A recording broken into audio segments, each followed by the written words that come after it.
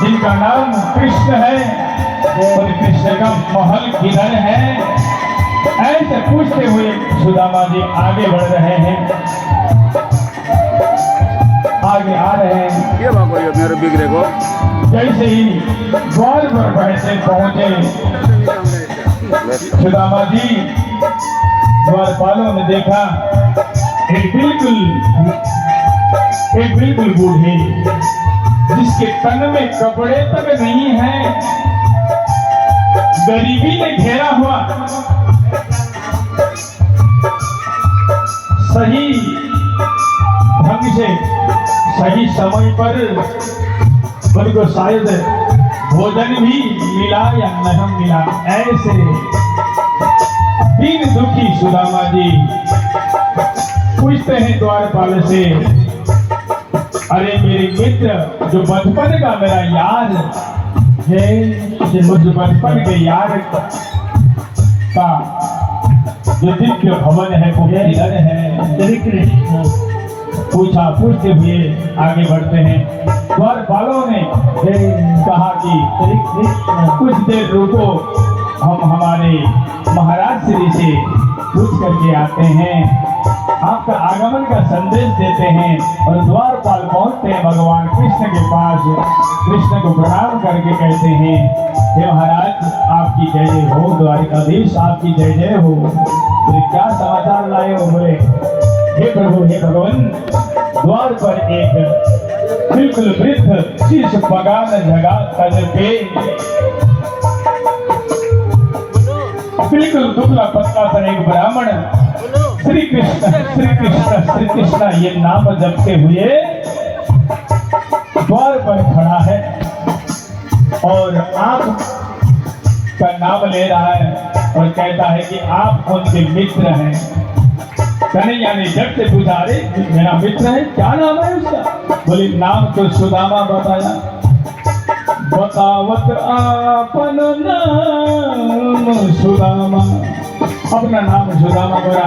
जैसे ही भगवान ने सुदामा नाम सुना, भगवान ने बिल्कुल अपना सिंहासन छोड़ करके दौड़ करके भगवान सुदामा जी को मिलने के लिए पहुंचे। दौड़े जाकर के द्वार पर देखा सुदामा को, दौड़ करके गए भगवान श्री कृष्ण और अपने मित्र को गले से लगा लिया और लगा करके धीरे धीरे सुदामा जी को अपने महल की ओर ले करके आए।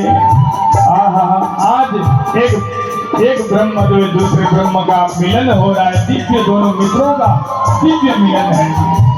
ऐसा मिलन जैसे गोपियां भगवान से राज में महाराज करते हुए भगवान से मिलती हैं, ऐसे ही आज सुदामा जी भगवान कृष्ण और सुदामा का दिव्य मिलन हुआ। ले जाकर के आज अपने महल के अंदर पहुंचे और सुदामा जी को अपने सिंहासन में बिठाया और स्वयं भगवान श्री कृष्ण सुदामा के श्री चरणों में बैठ गए। अपने चरणों की धीरे धीरे सेवा करने लगे।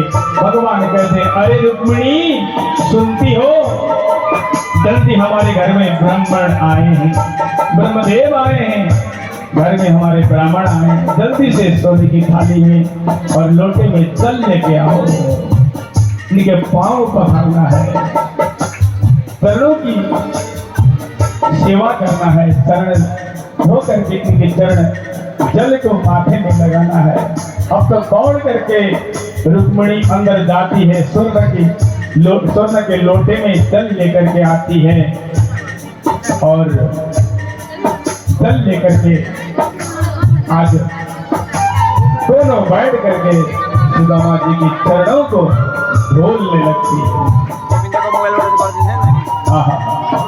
क्या सुंदर भाव है भगवान श्री कृष्ण का, ब्राह्मणों में इतना प्रेम, क्योंकि भगवान कहते हैं आज जो कुछ हूं मैं इस द्वारिका में द्वारिकाधीश नाम से मैं पुकारा जाता हूं तो केवल ब्राह्मण की वजह से।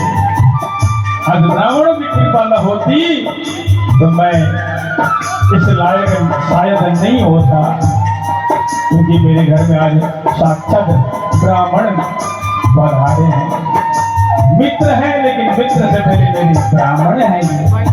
नितराम गुरु ब्राह्मणों नितराम गुरु चरणों का प्रक्षालन किया और जैसे ही चरण प्रभाव रहे थे उसी समय सुदामा जी अब न पैर में चप्पल न कुछ, इतने दूर से चलते चलते पैदल पैदल आए थे। कंटक पैरों में कितने कांटे चुभे थे सुदामा जी के। आगे देख करके भगवान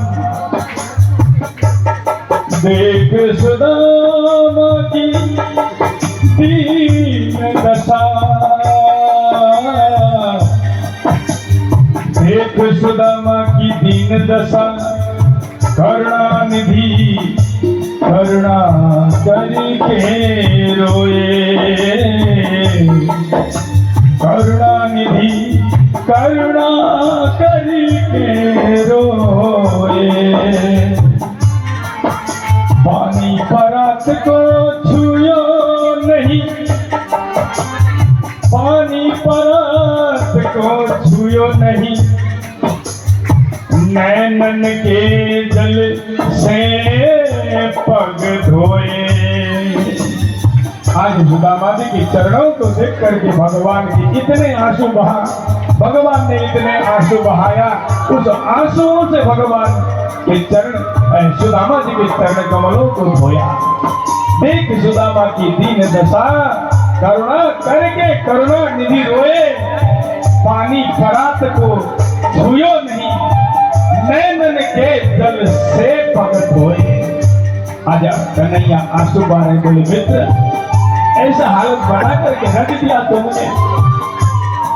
हम जब साथ में पढ़ते थे कितने प्रेम से रहते थे, कितना सुंदर स्वरूप था आपका, और आज आप ऐसा स्वरूप बनाइए। अरे मित्र ये क्या हो गया? कन्हैया रोते रोते रोते इतने आंसू बहाए। पूछिए अब तो भगवान ने पैर धुलाया और एक अंगूठा